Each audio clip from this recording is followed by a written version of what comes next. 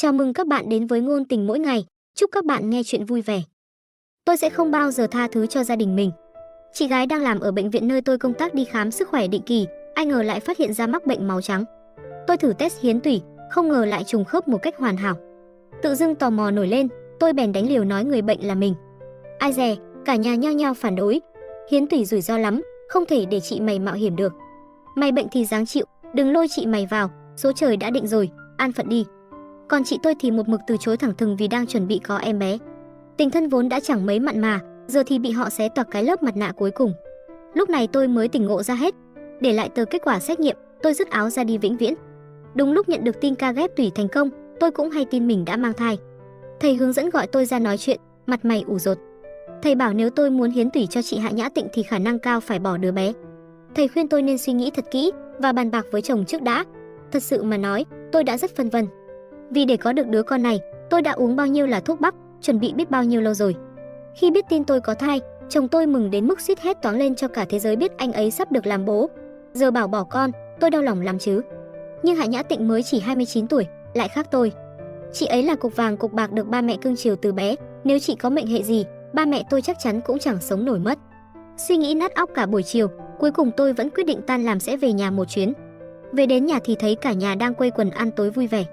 Không chỉ có gia đình chị Hạ Nhã Tịnh, mà còn có cả em trai tôi Hạ Nhã Giao cùng cô bạn gái của nó.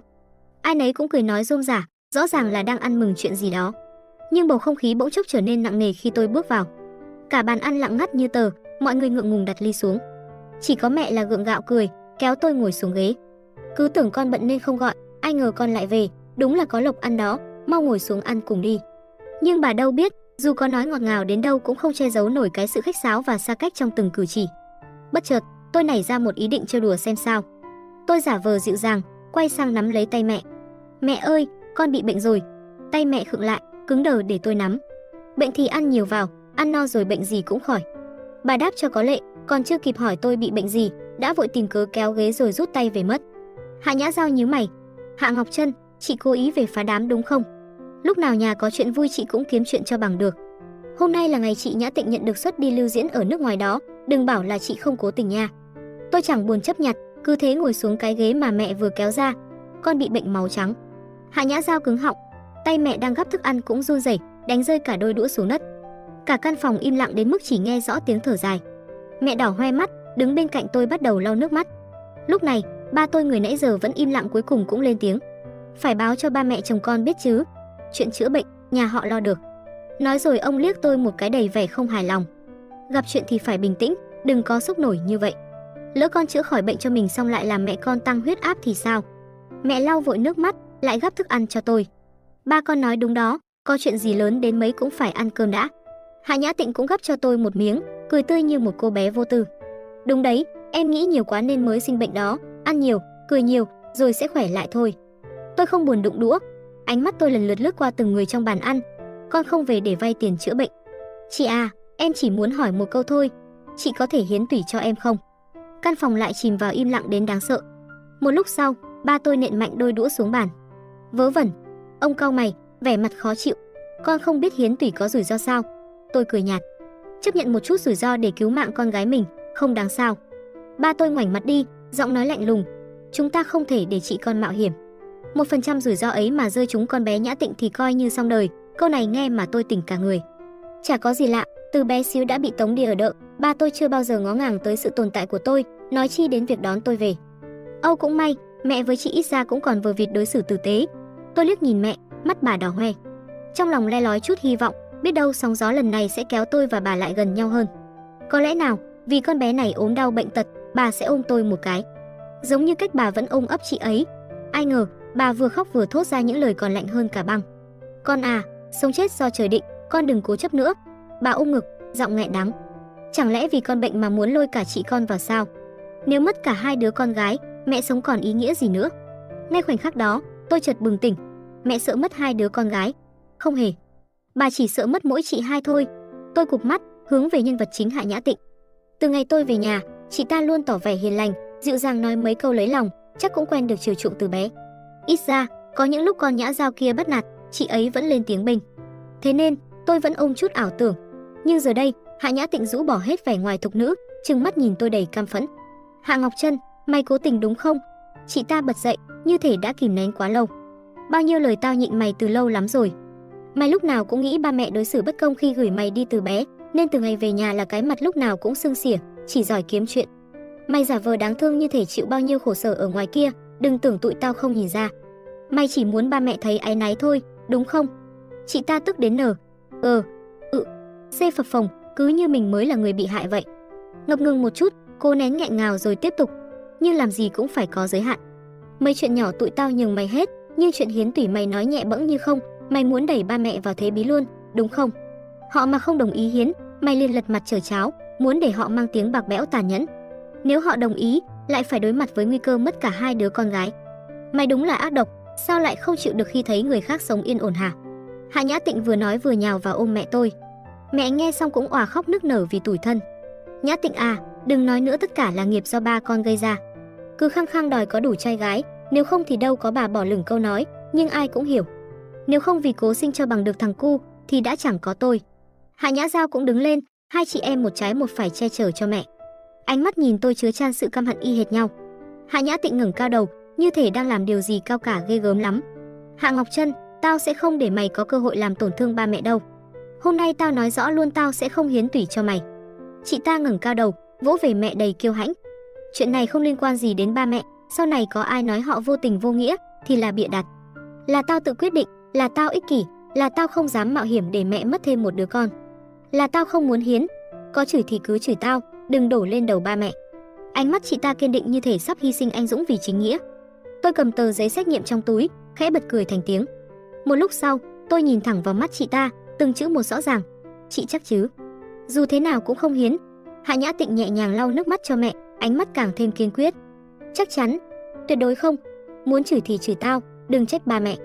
Là do tao đang chuẩn bị có em bé, không thể vì mạng mày mà bỏ mạng con tao được. Tôi cười đến chảy nước mắt, nhìn chị ta bằng ánh mắt thương hại. Phải rồi, nói hay quá.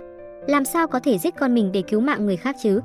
Hạ Nhã Tịnh hình như chẳng hiểu đầu cua tai nheo gì, vẫn ra sức dỗ dành mẹ đang sụt sùi. Mẹ thì khóc lóc thảm thiết, toàn thân run rẩy dựa vào hai đứa con gái, cứ như thể mình là người mắc bệnh nan y mà không ai thèm đói hoài vậy. Đúng là mẹ đang tự diễn trò bi kịch ấy mà. Mẹ yếu ớt đưa tay xoa ngực, vừa khóc vừa than vãn. Tất cả là do ông hết, ông Hạ. Đây là quả báo của ông. Cứ khăng khăng đòi trai đòi gái cho bằng được, nếu không thì làm gì có chuyện này. Ba tôi nghe đến đây thì mất hết kiên nhẫn, đập mạnh tay xuống bàn đứng phắt dậy, sải bước tới chỗ tôi, móc ra một phong bao lì xì dày cộp từ trong túi. Cứ như bố thí vậy, ba ném phịch phong bao lên bàn. Không biết là bệnh thật hay bệnh giả, nhưng cầm tiền rồi biến khuất mắt tao ngay. Nếu mẹ mày mà có mệnh hệ gì vì mày, đừng trách tao tuyệt tình. Tôi cúi xuống nhìn phong bao trước mặt. Vỏ bọc đỏ chót được trang trí tinh xảo, rõ ràng là đã được chuẩn bị từ trước. Tôi cầm lên xem kỹ, trên đó còn có dòng chữ viết tay nắn nót, đẹp đẽ. Chúc con gái yêu biểu diễn thành công, chơi vui vẻ nhé. Tôi cười nhạt tự giễu, ngẩng đầu lên hỏi. Cho tôi tiền cứu mạng, không ảnh hưởng đến chuyến du lịch nước ngoài của con gái cưng của ba chứ? Ba tôi nhìn tôi bằng ánh mắt ghẻ lạnh, giọng nói lạnh như băng. Đừng có ở đây mà dở giọng mỉa mai. Là mày tự không biết mình là ai, cứ đòi hỏi công bằng. Vậy thì tao cũng không ngại trở mặt với mày đâu. Ban đầu tao vốn không muốn sinh mày ra, nhưng đã sinh rồi, tao vẫn thuê người nuôi, không để mày thiếu thốn cái gì, vậy đã là quá đủ. Mày nên biết điều một chút, đừng có lúc nào cũng gây chuyện. Ba quay mặt đi, như thể vừa đưa ra một quyết định trọng đại. Tao đã nhẫn nhịn vì mẹ mày mà cho mày ở lại, nhưng lần này là mày quá đáng trước, sau này đừng trách tao không nhận con. Ba chính thức đuổi tôi ra khỏi nhà. Căn phòng bỗng chốc im lặng đến đáng sợ. Mọi người tự động giặt sang hai bên, tạo thành một lối đi. Từng ánh mắt đổ dồn về phía toa, không ai nói gì, nhưng tất cả đều đang chờ đợi, mong cái thứ ô uế như tôi nhanh chóng cầm tiền và biến đi cho khuất mắt. Chính khoảnh khắc đó, mọi thứ trong tôi như bừng tỉnh. Dù tôi có nhỏ bé, tầm thường đến đâu, thì cũng vĩnh viễn không thể nào hòa nhập vào cái gia đình này. Mà thật ra, một cái gia đình như thế này, tôi cũng chẳng cần. Tôi ngẩng cao đầu, vứt bỏ hết những dè dặt, nhút nhát trước đây. Nhẹ nhàng lắc lắc phong bao đỏ trong tay, tôi đứng dậy. Đi giày cao gót, tôi giờ đã cao ngang bằng ba. Tôi cũng không còn là cô bé ngày nào cô bé từng mong ngóng mỗi tháng được gặp ba một lần. Tôi nhìn thẳng vào mắt ba, hỏi chậm rãi, từng chữ một. Đã không muốn sinh tôi ra, thì tại sao lại để tôi ra đời? Là không kiểm soát được bản năng, hay là tôi không phải con ruột của ba? Đồng tử của ba co rút lại, ba kinh hãi đến mức không thốt nên lời. Môi ba run lên 2 lần, rồi ba giơ tay lên định tát tôi. Tôi nghiêng người né tránh, khiến ba loạng choạng mất thăng bằng. Sau đó, tôi khẽ nghiêng cằm về phía mẹ. Còn bà nữa, đừng có giả vờ khóc lóc nữa, đến giờ mới bày đặt hối hận. Không muốn có tôi thì sao lúc đó không kiên quyết một chút? Lúc mang thai tôi là bị cưỡng hiếp à? Một người nặng 70 cân mà không phản kháng nổi sao? Mẹ tôi giữ người, tiếng khóc cũng ngừng bặt, vẻ mặt lúc nào cũng như đang mang nợ tôi. Rốt cuộc cũng không diễn tiếp được nữa. Mẹ run rẩy chỉ tay vào tôi, tức đến nghẹn lời. Đồ nghiệt xúc, cũng đều là con do tao sinh ra, sao lại khác nhau một trời một vực thế này? Hạ Nhã Tịnh thấy mẹ mình bị sỉ nhục, khóc lóc nhào vào lòng bà. Hạ Nhã Giao như muốn đánh tôi, lao tới túm lấy cổ tay tôi. Mấy người bạn trai bạn gái của họ cũng ùa vào can ngăn, cả phòng trở nên hỗn loạn. Tôi bị giằng co, xô đẩy loạn xạ và cuối cùng bị ba tôi tát một cái trời giáng. Mặt tôi nghiêng hẳn sang một bên, máu từ mũi bắt đầu chảy xuống. Cút! Ba tôi gào lên. Từ giờ trở đi, chúng ta đoạn tuyệt quan hệ. Nhà họ Hạ không có đứa con bất hiếu như mày. Tôi theo phản xạ ôm lấy bụng dưới. Thật may là nó vẫn bình yên. Chỉ lúc này đây, tôi mới thật sự nhận ra tôi và sinh linh bé nhỏ ấy đã gắn bó với nhau bằng một cách kỳ diệu và không thể tách rời. Nếu đó là thứ tôi quyết tâm có được, tuyệt đối không thể làm mình thất vọng. Thế nên, tôi hiên ngang ngẩng đầu, nhìn thẳng vào mắt lão. Được thôi, chính ông nói đấy nhé. Từ nay tôi không còn là con gái của cái nhà họ Hạ này nữa. Lão ba liếc xéo tôi một cái, ánh mắt lạnh to inh đến đáng sợ. Đúng, chính tôi nói đấy. Tôi, Hạ Nhược Vũ, đã nói là làm, lời nói như đinh đóng cột. Tôi mạnh TOII quệt ngang mặt, gật đầu chắc nịch. Quá tuyệt vời. Kể từ giờ, đường ai nấy đi, ai mà lết xác về cầu xin người kia trước thì đích thị là cháu nội của kẻ đó. Lão ba nghẹn họng, chưa kịp phản ứng thì Hạ Nhã Tịnh đã òa khóc nức nở rồi xen vào. Chuẩn luôn. Ai mà quay đầu đi xin xỏ thì đúng là đồ rùa rụt cổ, chết không toàn thây, trời chu đất diệt. Còn không mau cút khỏi cái nhà này đi. Mày còn muốn chọc mẹ toi ô tức chết nữa hả? Tôi bật cười, vô tư móc tờ kết quả xét nghiệm ném bộp lên cái phong bao đỏ chót. Hay lắm, Hạ Nhã Tịnh, khắc cốt ghi tâm lời chị nói ngày hôm nay nha. Tiền tôi không thèm lấy đâu, cứ giữ đấy mà dùng dần, biết đâu tí nữa lại có việc cần đến. Bước chân ra khỏi cổng nhà họ Hạ, lẽ ra tôi phải thấy nhẹ bẫng mới đúng. Chuyện khiến tôi dằn vặt suốt cả buổi chiều rốt cuộc cũng ngã ngũ. Tôi có thể đường hoàng giữ lại đứa bé, không cần phải vì bất kỳ ai mà tước đi quyền sống của nó. Cái gia đình mà tôi từng cố gắng níu giữ, giờ cũng chẳng cần thiết nữa. Ấy vậy mà, đang cười, nước mắt cứ thế tuôn rơi. Tôi ngồi một mình ở trạm xe buýt vắng hoe, nhìn những chuyến xe nối đuôi nhau đưa người tôi về nhà. Chỉ có tôi là không biết nên đi đâu về đâu. Điện thoại rung lên bần bật. Nhóm chat gia đình hơn 60 mống lâu lắm rồi mới thấy động tĩnh bỗng nhốn nháo lạ thường. Tôi mở ra xem, là một thông báo vừa được lão ba đăng tải. Đứa con gái bất hiếu Hạ Ngọc Trân có hành vi hỗn láo, xúc phạm cha mẹ, phẩm hạnh suy đồi. Nhà họ Hạ chính thức đoạn tuyệt quan hệ huyết thống với nó. Từ nay nếu Hạ Ngọc Trân mượn danh nhà họ Hạ để vay mượn, xin trợ giúp, đều không liên quan đến chúng tôi. Mong mọi người lưu ý. Đọc xong, tôi cảm thấy máu trong người như đóng băng. Nếu người bệnh thực sự là tôi, thì cái cảm giác tuyệt vọng tột cùng ấy sẽ kinh khủng đến mức nào. Hạ Nhược Vũ ông tôi quá nhẫn tâm, nhưng may mắn thay, người bị ông tôi dồn đến đường cùng không phải là tôi, mà chính là ông tôi. Ngay khi thông báo vừa được đăng tải, cái nhóm gia đình vốn dĩ im ắng bấy lâu liền trở nên ồn ào náo nhiệt. Kẻ tò mò, người hóng hớt, bác gái thì buông lời châm chọc. Con không lớn lên trong nhà thì đúng là khó dạy thật, không dạy được con là lỗi của cha mẹ, đừng nghĩ đẩy trách nhiệm đi là xong. Bác hai lại nhẹ nhàng khuyên can, cũng đừng giận quá. Dù sao cũng là máu mủ ruột thịt, gãy xương còn dính gân, giận rồi cũng sẽ nguôi thôi. Thấy chẳng ai trong nhà thật sự tin cái thông báo kia, Hạ Nhã Giao mới lên tiếng. Hạ Ngọc Trân bị bệnh nhưng lại muốn lôi chị con xuống nước, bắt chị con mạo hiểm hiến tủy, không để chị ấy sống yên, còn dùng tình thân để ép ba mẹ con phải cùng chịu mất hai đứa con. Lời của Hạ Nhã Giao vừa buông ra, cả nhóm chat lại được dịp sôi sục cả lên. Nghe nói hiến tủy rủi ro cũng không lớn mà. Nếu thật sự không lớn, biết đâu nó chỉ đơn giản là muốn cứu sống bản thân, đâu phải cố ý hại chị của Bây hay ép ba mẹ Bây đâu. Con bé đó cũng tội, nếu không nguy hiểm thật thì nên hiến, vẫn là máu mủ ruột già mà. Thấy dư luận trong nhóm bắt đầu nghiêng về phía tôi, Hạ Nhã Tịnh đích thân ra mặt. Mọi người thân mến, vốn dĩ chuyện nhà không nên đem ra ngoài nói, nhưng ba của con đăng thông báo đó cũng là vì sợ mọi người bị lừa. Việc hiến tủy có nguy hiểm hay không là điều chưa thể chắc chắn, nhưng chuyện Hạ Ngọc Trân sẽ tìm mọi người để xét nghiệm thì gần như chắc chắn.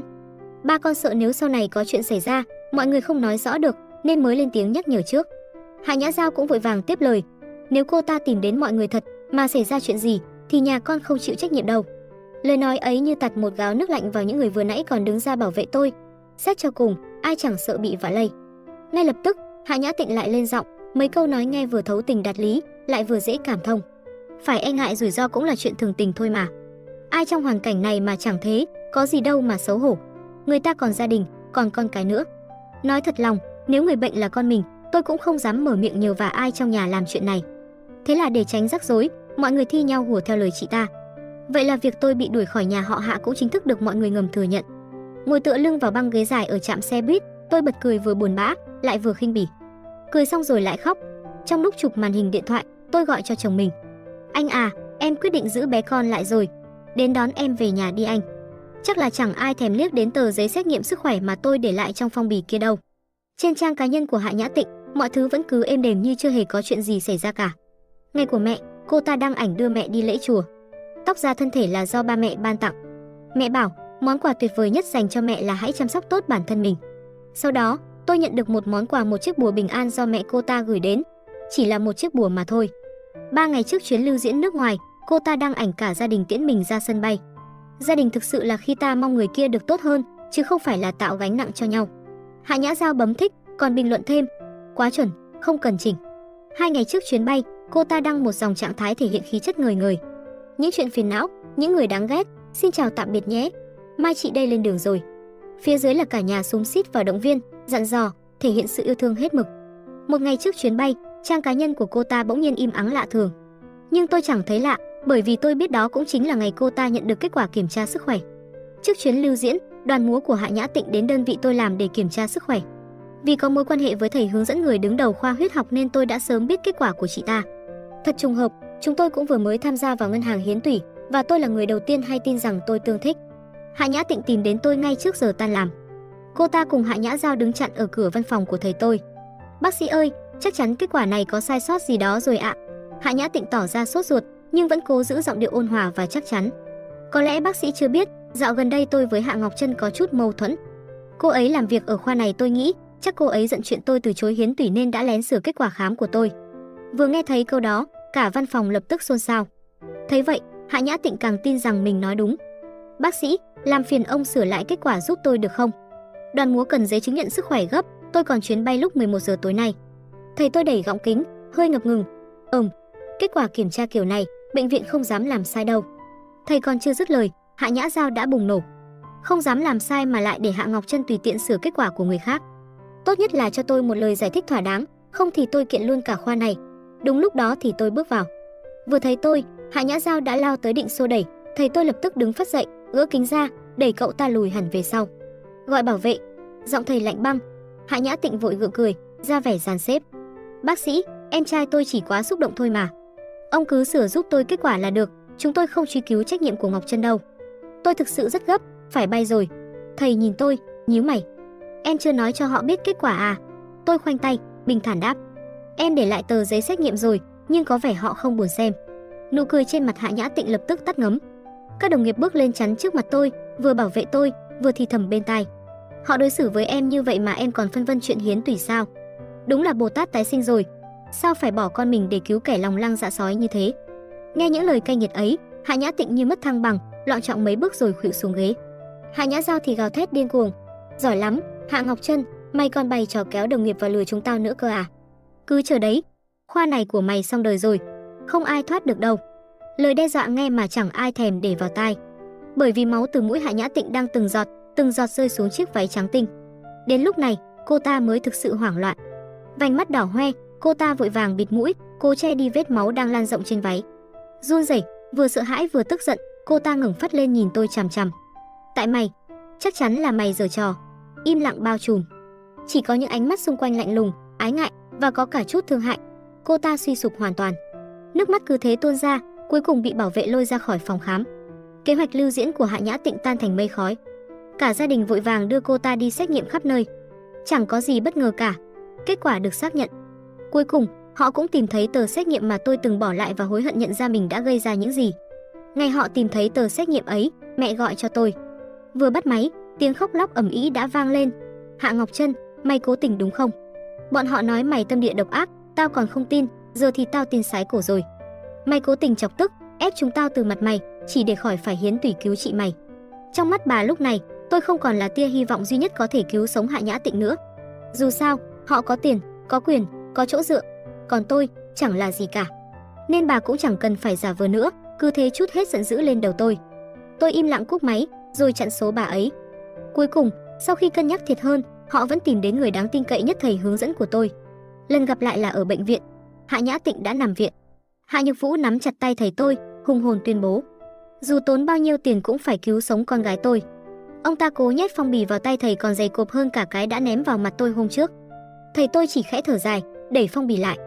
Ngoài phương án điều trị bảo tồn, hiện vẫn chưa tìm được tủy phù hợp. Nếu được, mời anh vận động người nhà, họ hàng kiểm tra xem có ai tương thích không. Hạ Nhược Vũ lập tức xắn tay áo, không chút do dự. Xét nghiệm tôi trước đi, con gái ruột mà, chắc chắn hợp. Thầy lặng lẽ quay đi, liếc nhìn tôi một cái. Hạ Nhược Vũ bắt gặp ánh mắt ấy, quay đầu thấy tôi thì lúng túng ho khan một tiếng, đưa tay che miệng. Tôi mở tập tài liệu, bắt đầu đọc về quy trình hiến tủy và những rủi ro liên quan. Đọc xong, tôi nhìn thẳng vào ông ta. Nguy hiểm đến vậy, vẫn muốn hiến sao? Không sợ hiến xong lại khiến vợ ông mất cả hai đứa con à? Mặt ông ta đỏ bừng, nhưng vẫn cố quay đi, nghiến răng nói. Hiến. Tôi cười khẩy, chuyển ánh mắt sang Hạ Nhã Giao và mẹ. Hạ Nhã Giao không hề né tránh. Không cần nhiều lời, tôi hiến. Thế đấy, tôi vốn là kẻ đạo đức giả mà. Với tôi, chị gái vẫn hơn cô. Tôi nhìn sang mẹ. Còn bà thì sao? Ánh mắt bà đã dịu đi so với hôm trước, như thể cơn bốc đồng đã qua. Bà im lặng lau nước mắt. Con à, có người mẹ nào lại không thương con? Nếu không phải hôm đó con chọc tức mẹ quá, mẹ đâu có. Tôi bật cười, lạnh lùng ngắt lời. Chỉ cần trả lời. Có kiểm tra không, để tôi còn sắp xếp. Bà nghẹn lời, cúi đầu thì thầm. Hiến. Tôi hỏi là, có đồng ý để Hạ Nhã Giao hiến không? Bà ôm ngực, giọng run rẩy. Đồng ý. Giờ thì không sợ mất cả hai đứa con nữa rồi à? Bà úp mặt vào hai bàn tay, nước mắt rịn ra từ kẽ ngón tay không thành tiếng, nhưng đẫm ướt. Tôi cố gắng giữ bình tĩnh rồi quay về văn phòng. Thầy hướng dẫn đã về rồi. Vừa bước vào, tôi đã bị các đồng nghiệp vây quanh. Sữa chua, hạt dinh dưỡng, đồ ăn vặt chất đầy bàn. Chân Chân à, cứ vui vẻ lên em nhé, có thế em bé mới khỏe mạnh được. Đúng đó em yêu, mấy chuyện bực mình rồi người đáng ghét cứ tống hết ra khỏi đầu đi, có thế mới đẻ được em bé xinh tươi nhé. Chân Chân, lại đây bọn chị ôm một cái nào, bọn chị yêu em nhất trên đời. Khóe mắt cay cay, bao nhiêu ngột ngạt trong phòng bệnh dường như bay biến đi hơn phân nửa. Thầy giáo tiến đến, đặt sấp tài liệu dày cộp xuống bàn cái bộp. Đừng có mà suốt ngày ăn với ngủ, làm việc đi cô nương, không khéo lúc sinh khó lắm đó. Cả văn phòng đồng loạt suýt phản đối, không khí nhờ đó mà dịu đi phần nào. Kết quả xét nghiệm của 3 người nhà họ Hạ, đồng nghiệp của tôi còn biết trước cả tôi. Một cô bạn nhún vai lẩm bẩm, quả báo đến nhanh thật, chẳng ai hợp cả. Tuyệt vọng lắm rồi, nhưng họ vẫn cố níu kéo chút hy vọng, nên lại chạy đôn chạy đáo đi xét nghiệm lại ở bệnh viện khác. Kết quả thì 19110. Lúc nhận được tin đó, vô tình sao chúng tôi lại chạm mặt nhau trong thang máy. Mẹ tôi, người phụ nữ vốn được nâng niu chiều chuộng, lúc nào cũng tươm tất, giờ đây trông như già đi cả chục tuổi. Bả vai bà rũ xuống, hốc mắt sâu hoắm. Vừa thấy tôi bước vào, ánh mắt bà bỗng bừng sáng. Ngập ngừng một hồi, cuối cùng bà cũng cất tiếng. Chân Chân à. Tôi im lặng. Chân Chân, dạo này con có khỏe không? Tôi quay đầu lại, bình tĩnh hỏi. Rốt cuộc bà muốn nói gì? Mẹ tôi sụp đổ hoàn toàn. Đôi môi mấp máy, nước mắt tuôn như mưa. Chân Chân à, con là bác sĩ.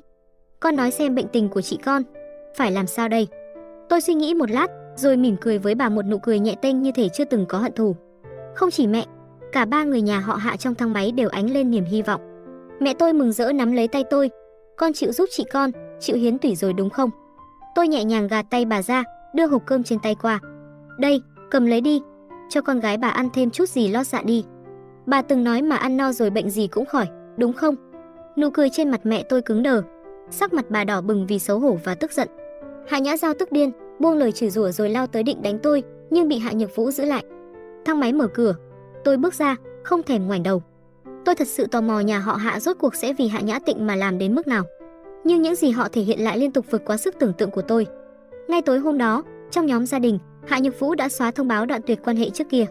Khoảnh khắc đó, tôi hiểu ra một điều còn rõ ràng hơn bất cứ lúc nào. Nhà họ Hạ không phải vì trọng nam khinh nữ, mà đơn giản chỉ là không cần đến một đứa con dư thừa như tôi, đứa con chen giữa hai viên ngọc của họ. Vừa dứt lời, nhóm chat bỗng rôm rả hẳn lên. Sao rồi, lão Hạ hết giận rồi à? Mới bữa trước còn đòi từ mặt mà. Đúng đó, người một nhà có thù gì to tát, nói vài câu là huề cả làng thôi mà. Hạ Nhược Vũ gửi mấy sticker mặt cười ngượng ngùng, không phủ nhận lời trêu chọc. Rồi ông ta lên tiếng, là do tôi chưa tìm hiểu kỹ, lúc đó hơi nóng giận quá thôi. Hiến tủy có gì to tát đâu, chẳng khác gì lấy máu cả. Rút có 2 ống thôi mà, nghe bảo còn tốt cho sức khỏe ấy chứ. Cả nhóm im lặng như tờ. Một lát sau, thím 2 gửi 3 dấu chấm hỏi to đùng. Hồi trước ai bảo nguy hiểm, đòi đoạn tuyệt là ông. Giờ quay ngoắt lại bảo có lợi cũng là ông. Hạ lão tam à, chuyện đúng sai trong nhà này là do một mình ông quyết định hả? Nói đi, lần này ông định đăng thông báo gì nữa? Thím cả cũng không bỏ qua cơ hội hóng chuyện. Phải đó, lão tam, đừng bảo là ông thương con nên muốn dụ bọn tôi đi hiến tủy nhé. Trước đó ông nói rõ là có rủi ro, ai Hiến tự chịu trách nhiệm đấy, giờ ai dám. Hạ Nhược Vũ cứng họng, bối rối không nói nên lời. Đúng lúc đó, mẹ tôi người vốn chẳng bao giờ lên tiếng trong nhóm bỗng dưng nhảy vào. Bọn tôi vừa đi bệnh viện xét nghiệm mấy hôm trước, thật sự không có gì nguy hiểm đâu. Chỉ là rút 2 ống máu thôi mà, con rể tôi còn tặng cho mỗi người một bao lì xì to đùng nữa đấy. Nó bảo ai hiến tủy thành công thì căn nhà đứng tên nó sẽ sang tên cho người đó luôn. Ôi trời ơi, nhóm chat nổ tung luôn. Nhà Ngọc Trân giàu cỡ đó luôn hả? Tặng nhà mà cứ như cho rau ấy. Chậc, nhiều lúc cũng bốc đồng thật, cơ mà ai mà dám nhận nhà thiệt chứ. Vừa dứt lời, bao nhiêu người nhao nhao hùa theo dõi là muốn Hạ Nhược Vũ công khai cam kết cho bằng được. Thấy mọi chuyện có vẻ xuôi trèo mát mái, mẹ tôi cuống quýt chêm vào. Sao lại không tặng?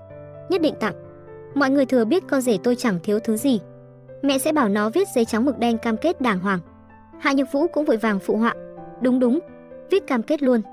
Chỉ cần ai hiến được, tôi đảm bảo giữ lời tới cùng. Chắc mẩm tôi không hay biết gì hoặc nghĩ tôi sẽ làm ngơ cho xong chuyện. Nhưng nhìn chồng mình cặm cụi làm thêm dưới phòng khách, một người vì tôi mà không ngừng cố gắng, làm sao tôi có thể trơ mắt nhìn căn nhà của anh ấy bị người ta nhòm ngó. Tôi lặng lẽ gõ một tin nhắn, thả ngay vào giữa cuộc trò chuyện đang sôi sùng sục. Tôi là Hạ Ngọc Trân đây. Ung thư máu không phải tôi, người cần hiến tủy cũng không phải tôi. Vậy nên, nhà của chồng tôi tuyệt đối không hứa tặng cho ai hết. Và thêm một điều nữa, tôi và nhà họ Hạ đúng là đã cắt đứt quan hệ rồi. Nếu Hạ Nhược Vũ người hay ba hoa nhất ngôn cửu đỉnh muốn dụ dỗ ai hiến tủy thì tốt nhất nên tìm hiểu kỹ càng trước đã. Mọi hệ lụy từ việc hiến tủy, tôi Hạ Ngọc Trân không chịu trách nhiệm. Nhóm chat lại bùng nổ dữ dội hơn nữa. Mấy người trẻ tuổi còn chút lương tri bắt đầu lên tiếng sau khi hiểu rõ sự tình. Chú ba, chuyện này là thế nào? Người bệnh là Nhã Tịnh, sao chú lại bảo là Ngọc Trân? Chẳng lẽ chú ba đang thiên vị trắng trợn vậy á? Lúc tưởng Ngọc Trân bệnh thì từ mặt, giờ biết là Nhã Tịnh lại quay sang lừa tụi con hiến tủy. Không thể tin được luôn. Thiên vị đến mức lộ liễu thế này thì ai còn dám vì nhà chú mà xả thân nữa chứ? Đến cả bác cả người nãy giờ im thiên thít giờ cũng phải lên tiếng. Lão Tam à, chú làm vậy là hơi quá rồi đó. Đều là người một nhà, cần gì phải dối trá nhau kiểu này. Không phải vì mỗi chuyện căn nhà mà cách chú hành xử khiến ai cũng phải dè chừng. Thấy tình hình không ổn, Hạ Nhã Tịnh cuối cùng cũng không thể kìm nén được nữa. Cô ta gửi một video dài dằng dặc, giọng nghẹn ngào nức nở cầu xin sự giúp đỡ của mọi người. Cô ta bảo, nhà đâu chỉ có một căn, nếu thật sự có ai hiến thành công, tôi cũng có thể tặng nhà. Ơn cứu mạng này, tôi sẽ ghi nhớ suốt đời. Ai nấy đều thừa biết cô ta và chồng đã ký giấy xác nhận tài sản riêng trước khi cưới, căn nhà kia hoàn toàn không đứng tên cô ta. Còn Hạ Nhược Vũ thì đã dốc cạn túi mua nhà cho Hạ Nhã Giao rồi, đâu còn căn nào mà tặng nữa. Đúng lúc ấy, có người tung ra một tấm ảnh chụp màn hình cũ rích. Sợ rủi ro là lẽ thường tình thôi, không ai hiến cũng chẳng có gì đáng xấu hổ cả. Ai cũng có gia đình riêng mà. Thật lòng mà nói, nếu người bệnh là tôi tuyệt đối sẽ không mở miệng nhờ người thân làm chuyện này. Chính là lời của Hạ Nhã Tịnh đã từng viết. Nhóm chat im bặt. Dòng tin kia như một cái tát trời giáng, vang vọng, giáng thẳng vào mặt cô ta. Dù người thân nhà họ Hạ vô cùng bất mãn, vẫn có vài người đồng ý đi xét nghiệm. Bác cả, bác hai, một vài anh em họ ở xa, nhưng không ai phù hợp. Cuối cùng, mẹ tôi lại tìm đến tôi. Ngay tại phòng bệnh của Hạ Nhã Tịnh, tôi bị lôi xình xịch vào. Phòng VIP rộng thênh thang, được dựng sẵn mấy chiếc máy quay phim. Mẹ tôi vừa thấy tôi, liền quỳ sụp xuống. Trân à, mẹ xin con, cứu lấy chị con đi. Chỉ có con là phù hợp thôi, sao con lại nhẫn tâm không cứu nó? Tôi đảo mắt nhìn xung quanh, lập tức nhận ra vài gương mặt quen thuộc mấy kênh livestream câu chuyện cảm động có thật đang nổi đình đám trên mạng. Đồng nghiệp của tôi hớt hải chạy tới, mặt cắt không còn giọt máu đưa điện thoại cho tôi xem livestream đang có hàng vạn người theo dõi. Con danh này đúng là máu lạnh, chị ruột sắp chết đến nơi mà không thèm cứu.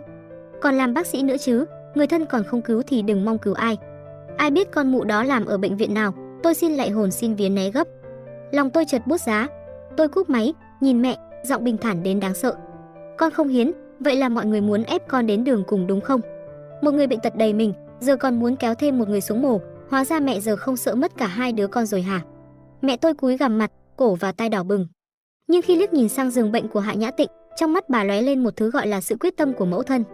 Một thứ tình cảm mà tôi chưa từng được nếm trải. Bà lập tức quỳ sụp xuống, dập đầu liên tục xuống nền đá lạnh buốt, chẳng thèm quan tâm hình tượng, cũng chẳng màng đến máu đang rỉ ra. Trân à, mẹ xin con. Mẹ đã sinh ra con, nuôi nấng con, van xin con lần này cứu lấy chị con. Chỉ là hiến tủy thôi mà, có nguy hiểm gì đâu, sao con lại tàn nhẫn đến thế hả? Mẹ biết con ghen tị với chị con, cái gì nó cũng hơn con. Nhưng đây là chuyện sống chết, con đừng có hồ đồ như vậy. Những lời nói như dao găm cứa vào tim gan của bà ấy đã khiến lượng người xem trên phòng livestream tăng vọt lên hàng vạn chỉ trong vài phút. Mẹ đã quỳ lại đến mức đó rồi mà vẫn chơi như đá tảng vậy hả? Đúng đó, hiến tủy đâu phải là việc gì ghê gớm, sao lại nhẫn tâm với người nhà như vậy chứ? Mẹ chắc chắn nói thật lòng. Bà ấy sợ con gái sau này phải hối hận nên mới phải hạ mình quỳ lại, chỉ mong cứu được cả hai đứa con thôi. Tôi thật sự khóc rồi DINGUI, mẹ này đau lòng quá. Thấy tôi vẫn không hề có phản ứng gì, mẹ tôi liền bò đến quỳ xuống, ôm chặt lấy chân tôi. Chân chân à, nếu con giận vì mẹ thiên vị chị con, mẹ xin lỗi, là mẹ sai rồi, chỉ cần con chịu cứu chị, mẹ có chết cũng nhắm mắt. Chị em hòa thuận, cả đời này con mới không phải ân hận. Cái người nãy giờ đứng như trời trồng bên cạnh Hạ Nhã Dao cuối cùng cũng chịu quỳ xuống. Hắn quỳ thẳng đơ, sống lưng căng cứng như dây đàn. Tôi khẽ bật cười.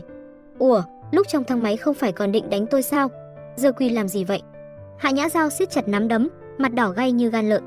Hắn trừng mắt nhìn tôi như muốn ăn tươi nuốt sống, rồi cúi gằm mặt, đập mạnh xuống sàn. Một tiếng cốc khô khốc vang lên, rõ ràng là rất đau. Phòng livestream lại bùng nổ. Con bé bác sĩ này đúng là đồ không có nhân tính.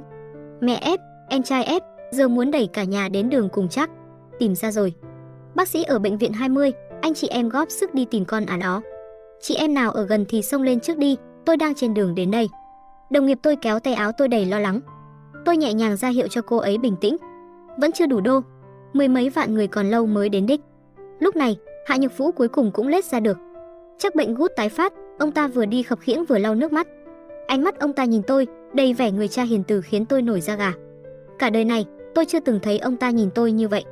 Ngay cả khi đuổi tôi ra khỏi nhà, ông ta cũng chẳng mảy may xúc động đến thế này. Tôi rùng mình, đưa tay xoa xoa cánh tay vì nổi hết cả gai ốc. Lạnh lùng quay mặt đi. Tôi nói trước, muốn quỳ thì quỳ nhanh lên, còn mấy lời sức mướt buồn nôn thì miễn đi cho nhanh. Hạ Nhược Vũ nghẹn họng, miệng ông ta há ra rồi lại mím lại, cuối cùng không thốt nổi một lời, chỉ lặng lẽ quỳ xuống sàn. Phòng livestream vỡ òa trong phẫn nộ. Trời ơi, cái quỳ này làm tôi đau thấu cả tim. Người cha này khiến tôi khóc mất rồi em kiếp. Ai gặp được đứa này thì cho tôi xin tát nó một phát cho hả giận. Lập quỹ cộng đồng, ai tát được con bác sĩ máu lạnh này sẽ có thưởng. Cơn căm phẫn bị đẩy lên đến đỉnh điểm. Lúc ấy Hạ Nhã Tịnh từ trên giường bệnh loạng choạng đứng dậy. Cô ta nước mắt đầm đìa, lao tới ôm lấy mẹ. Mẹ đừng cầu xin cô ta nữa. Mẹ ơi, dù con có chết, con cũng không muốn thấy mẹ phải hạ mình như thế. Cô ta khóc đến tan nát cõi lòng, ôm chặt lấy mẹ, run rẩy gào lên. Mẹ ơi, con xin mẹ DIME đứng dậy đi. Mẹ quỳ đau lem mờ quỳ, tim con cũng đau nhói theo. Cô ta cố gắng kéo mẹ lên, nhưng không được. Cô liền quay sang kéo Hạ Nhược Vũ và Hạ Nhã Dao, kéo ai cũng không nhúc nhích. Ôi trời đất ơi, cả nhà ba người bỗng dưng quỳ sụp xuống, ôm ghì lấy nhau khóc lóc thảm thiết. Có mỗi chuyện hiến tủy thôi mà. Lấy của tôi này. Hiến ở đâu vậy? Kiểm tra tôi ngay đi. Đội quân trừng phạt đã kéo đến cổng bệnh viện rồi. Mẹ kiếp, hôm nay phải cho cái lũ bác sĩ vô lương tâm này một bài học. Số lượng người xem livestream nhảy vọt lên con số kỷ lục. Cửa phòng bệnh tắc nghẽn, ngay cả ban giám đốc bệnh viện cũng phải có mặt.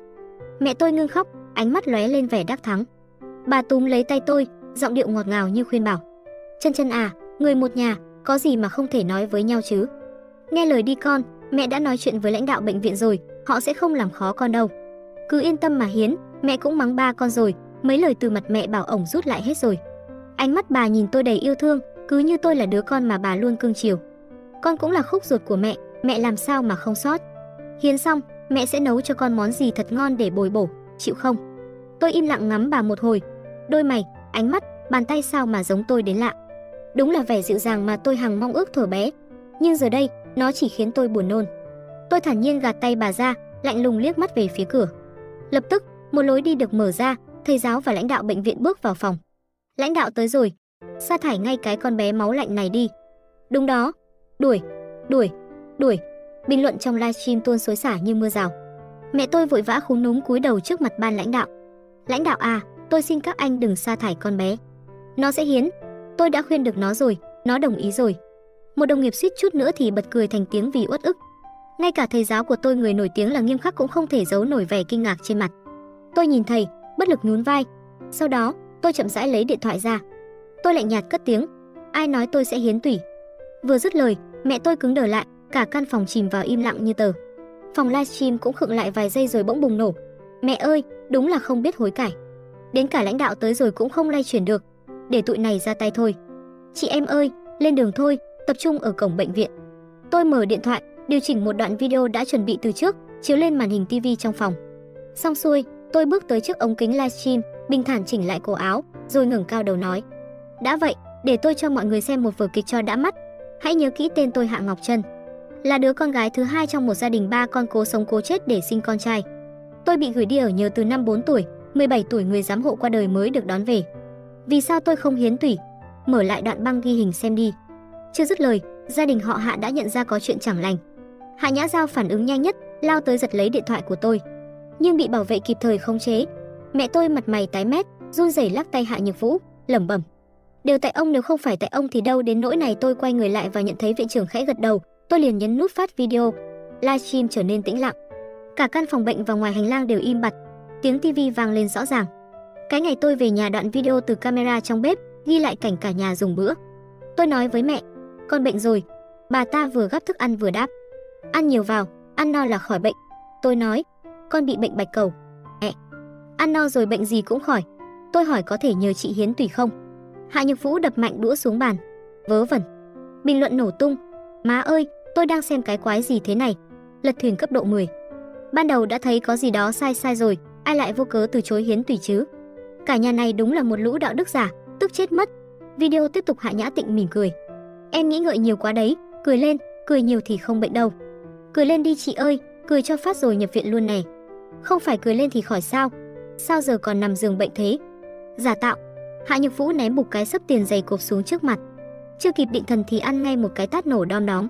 Sau đó ông ta hùng hổ tuyên bố: "Ta, Hạ Nhược Vũ, đã nói là làm, từ nay dứt tình cha con." Tôi chỉ cười khẩy. Ai mở miệng xin xỏ trước, kẻ đó là chó. Ông già này ra tay cứ phải gọi là muốn giết người. Mồm thì bảo lời nói đáng giá ngàn vàng, giờ thì quỳ lạy van xin rồi, đúng là chó má. Suýt chút nữa thì mềm lòng vì cái trò nước mắt cá sấu của lão. Biết thế tát sớm hơn. Đến lượt Hạ Nhã Tịnh trong video cũng cao giọng: "Ai mở miệng xin xỏ là đồ rùa rụt cổ, là đồ khốn nạn, là đáng bị trời đánh." Trông thì hiền như cục đất, ai ngờ mồm miệng độc địa thế. Rồi sao? Vừa dứt lời đã nằm giường bệnh. Đúng là ác giả ác báo. Tôi thích nhất câu trời đánh thánh vật, linh nghiệm ngay lập tức. Cuối video là cảnh tôi quay lưng bước đi. Tờ phiếu xét nghiệm nằm chỏng chơ trên phong bao lì xì, chẳng ai thèm ngó ngàng. Hạ Nhã Dao nhăn mặt ghét bỏ như thể thấy rác rưởi, hất tờ giấy đi rồi đưa phong bao cho Hạ Nhã Tịnh. "Chị à, quà mừng chị đi du học đó. Đừng để cái thứ này làm chị mất hứng nha. Mọi người ăn tiếp đi, cái đứa xui xẻo đi rồi." Bữa cơm vẫn tiếp tục, dù không còn náo nhiệt như ban đầu. Mẹ tôi vừa lau nước mắt vừa gắp thức ăn cho hai đứa con gái cưng. Thậm chí bà còn lo Nhã Tịnh ra nước ngoài ăn không quen. Còn tôi, cái người duy nhất trong căn phòng ấy, đặt đũa xuống. Bỗng ngoài hành lang ồn ào náo loạn, những lời bàn tán xì xào lọt vào tai Hạ Nhược Vũ. Ông ta điên tiết vớ lấy cái ghế, ném thẳng vào cái tivi treo tường. Tivi rơi rầm xuống đất, màn hình tắt ngúm, một tiếng tạch vang lên rồi im bặt. Nhưng tiếng chửi rủa ngoài cửa lại càng rộ lên dữ dội. Một lũ rắn rết lòng lang dạ sói, đáng đời mới bị bệnh. Đáng kiếp. Ai nói cầu xin là cháu nội người đó, ông già, mau gọi con bé một tiếng bà nội nghe coi. Thời đại nào rồi mà còn trọng nam khinh nữ. Không nuôi nổi thì đừng đẻ, khác gì heo nái. Gặp tôi cũng chẳng hiến. Bé gái à, họ đối xử với em thế nào thì cứ trả lại y chang. Mẹ tôi tái mét mặt mày, hoảng loạn ôm chặt lấy Hạ Nhã Tịnh rồi lùi dần về phía sau. Chân chân, mẹ xin con, đóng cửa lại được không? Đừng quay nữa, mọi người làm ơn đi đi. Tôi khoanh tay, lạnh lùng nhìn bà ta. Giờ bị quay, bị chửi thì không chịu được à? Vậy lúc nãy ai là người xúi giục họ chửi tôi? Ai bày ra cái trò gia đình ba người quỳ lại để hành hạ tôi? Tôi gọi bà một tiếng mẹ, thì mẹ dạy tôi thử xem, thế nào là cái câu điều mình không muốn, đừng áp đặt lên người khác. Mẹ tôi lùi chúng thành giường, ngồi phịch xuống, mặt mày hoảng loạn. Hạ Nhược Vũ và Hạ Nhã Dao thì bị bảo vệ giữ chặt. Bình luận livestream vẫn cuồn cuộn đổ về. Tập hợp đủ quân ở cổng bệnh viện rồi, chuyển hướng tấn công thôi. Bị lũ già này dắt mũi mấy vòng, hôm nay phải cho chúng nó biết tay. Tôi nhận lấy tờ siêu âm thai kỳ từ tay thầy, đưa thẳng ra trước camera. Màn hình hiện rõ, tôi đang mang thai, tuần thứ 10. Tôi bình thản cất lời: vì hôm nay có đông người làm chứng, vậy xin cho phép tôi nói rõ một lần.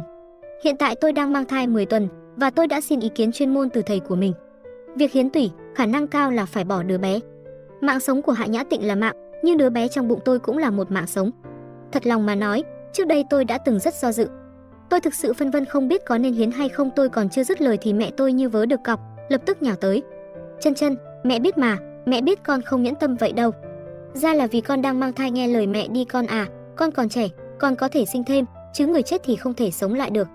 Nhưng lần này, đám đông không im lặng, mà là im lặng nổi giận. Bà kia im mẹ bà đi, con nít đâu phải máy đẻ, nói bỏ là bỏ à, thật đê tiện. Chỉ vì con gái ruột mà muốn giết cháu của người khác. Lũ này mà không bị đánh thì uổng công cư dân mạng. Bảo vệ bắt đầu kiểm soát đám đông, nhiều người suýt nữa đã xông vào đánh. Tôi gạt tay mẹ, dứt khoát. Họ nói đúng, con hiểu ra rồi. Rồi tôi nghẹn ngào tiếp. Đứa bé này là món quà vô giá con cầu xin mới có được. Dù sau này con còn sinh thêm nữa, cũng đâu thể thay thế được con bé. Con yêu thương và trân trọng con mình hơn bất cứ điều gì trên đời. Vậy nên, con không thể hiến tủy. Tôi nói rành mạch, không cho nhà họ Hạ cơ hội gây áp lực lên bệnh viện, cũng để dư luận bảo vệ mình. Vừa dứt lời, vị lãnh đạo bệnh viện liền nghiêm nghị bước tới. Nếu nhà họ Hạ còn dám đến làm ầm ĩ, tôi sẽ không nương tay đuổi khỏi bệnh viện. Tưởng mọi chuyện đã êm xuôi, ai ngờ tôi vẫn đánh giá thấp tình yêu vĩ đại của nhà họ Hạ với Hạ Nhã Tịnh. Lúc đồng nghiệp hộ tống tôi ra ngoài, mẹ tôi bất ngờ quỳ rạp xuống, dập đầu lia lịa trước ống kính. Xin mọi người, mọi lỗi lầm đều do hai ông bà già này gây ra cả. Xin mọi người hãy thương xót, giúp con gái tôi hiến tủy đi mà. Đúng lúc đó, một đoạn tin nhắn từ nhóm chat gia đình bỗng bị tung lên mạng. Trong đó, câu nói của Hạ Nhã Tịnh được in đậm, phóng to, tô viền nổi bật. Nếu người bệnh là tôi tuyệt đối sẽ không mở miệng nhờ người nhà. Hiến tủy có rủi ro, gia đình tôi sẽ không chịu trách nhiệm. Chỉ 2 câu thôi, cơn giận dữ của cư dân mạng bùng nổ, chẳng còn ai thiết tha đến xét nghiệm tủy nữa. Dù sau đó nhà họ Hạ giao bán nhà để treo thưởng, vẫn chẳng ai mảy may. Sau buổi livestream, Hạ Nhược Vũ và Hạ Nhã Giao đã vinh dự được nếm trải cơn thịnh nộ của đám đông ngay tại cổng bệnh viện. Những cú đấm lẽ ra dành cho tôi, trút hết lên người họ. Bệnh tình của Hạ Nhã Tịnh ngày càng nguy kịch. Khoa tôi làm việc, vì muốn bảo vệ tôi, đã điều tôi sang một khu bệnh khác. Chồng tôi lo lắng, khuyên tôi nên nghỉ việc tạm thời, đề phòng nhà họ Hạ trả thù. Nhưng tôi còn chưa kịp thấy đòn trả thù đâu, thì mẹ tôi đã đến tìm. Bà đến vào một buổi tối.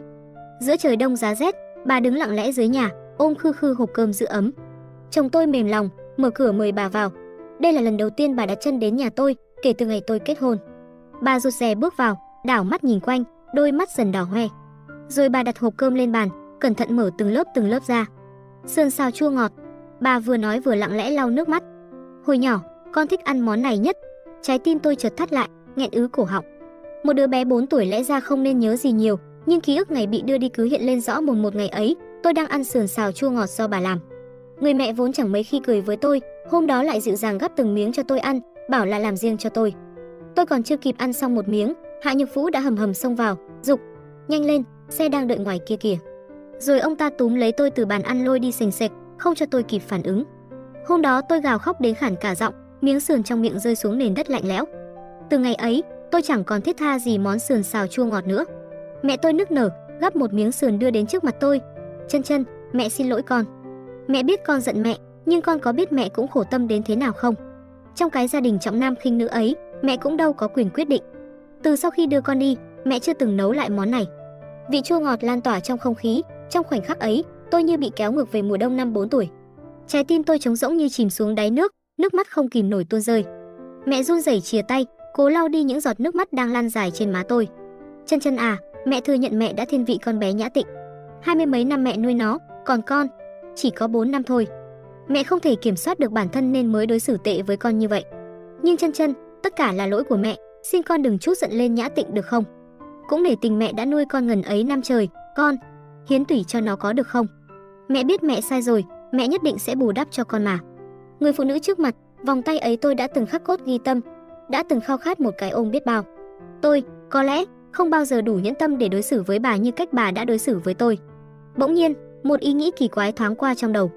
Nếu Hạ Nhã Tịnh thật sự sống được đến khi tôi sinh con xong, thì liệu tôi có hiến không? Món sườn xào chua ngọt hôm ấy, cuối cùng tôi vẫn không đụng đũa. Ngẫm lại, tôi thật hẹp hòi. Ngay cả khi sinh xong, có khi tôi cũng chẳng muốn hiến tủy ấy chứ. Thế nhưng, có lẽ mẹ đã truyền đạt sai thông tin gì đó cho Nhã Tịnh. Lúc cô ta lao đến, định đâm thẳng vào bụng tôi, miệng còn rú lên: "Tao phải giết chết cái thai trong bụng mày." May mắn là tôi đã cảnh giác trước nên né kịp. Nhã Tịnh bị các bác sĩ và bệnh nhân xung quanh khống chế. Dường như cô ta đã phát điên thật sự. Không làm gì được tôi, cô ta ngồi phịch xuống đất, bắt đầu gào thét: "Giết không được con mày. Vậy tao xin mày được không? Cầu xin mày thì sao? Không phải mày nói ai cầu xin thì trời đánh chết à? Ha ha ha, tao cũng chẳng còn sống được bao lâu nữa rồi." Nói rồi, cô ta lại gào khóc nức nở: "Cầu xin mày, Hạ Ngọc Trân. Tao cầu xin mày bỏ đứa bé đó đi, hiến tủy cho tao đi, tao lại mày." Sau ngày hôm đó, Hạ Nhã Tịnh bị đuổi khỏi bệnh viện. Tôi trở về nhà, đúng lúc chứng kiến cảnh cả gia đình họ đang quây quần ăn uống vui vẻ. Và tôi không cần phải day dứt thêm điều gì nữa. Kể từ đó, tôi cắt đứt hoàn toàn mọi liên lạc với nhà họ Hạ. Nghe nói, họ bị cộng đồng mạng công kích dữ dội, đã chuyển đi một nơi rất xa. Lần gặp lại là 4 năm sau. Tôi đưa con gái về quê, đến thăm mộ dì. Ở nghĩa trang, từ xa, tôi thấy một bóng người quen thuộc. Mẹ. Bà tiều tụy, già đi trông thấy như thể đã trải qua cả một thế hệ. Đôi mắt bà nhìn con bé, ánh lên vẻ mơ hồ rồi dần ướt nhòe. "Chân Chân, con về rồi à? Mẹ đã nấu sườn xào chua ngọt cho con, vẫn còn đang hâm nóng đấy. Sao vậy? Con bị bệnh à? Mẹ hiến cho con. Con gái tôi sợ hãi trốn sau lưng tôi bế con lên, im lặng lướt qua bà. Sau đó, con bé ngước lên hỏi tôi, mẹ ơi, mẹ có sinh cho con một em trai không ạ? Tôi không chút do dự lắc đầu, không đâu con yêu. Mẹ sẽ không bao giờ để con gái của mẹ phải chịu bất cứ thiệt thòi nào đâu. Chuyện đến đây là hết. Cảm ơn các bạn đã nghe chuyện trên kênh Ngôn Tình Mỗi Ngày. Hẹn gặp lại bạn ở những câu chuyện tiếp theo.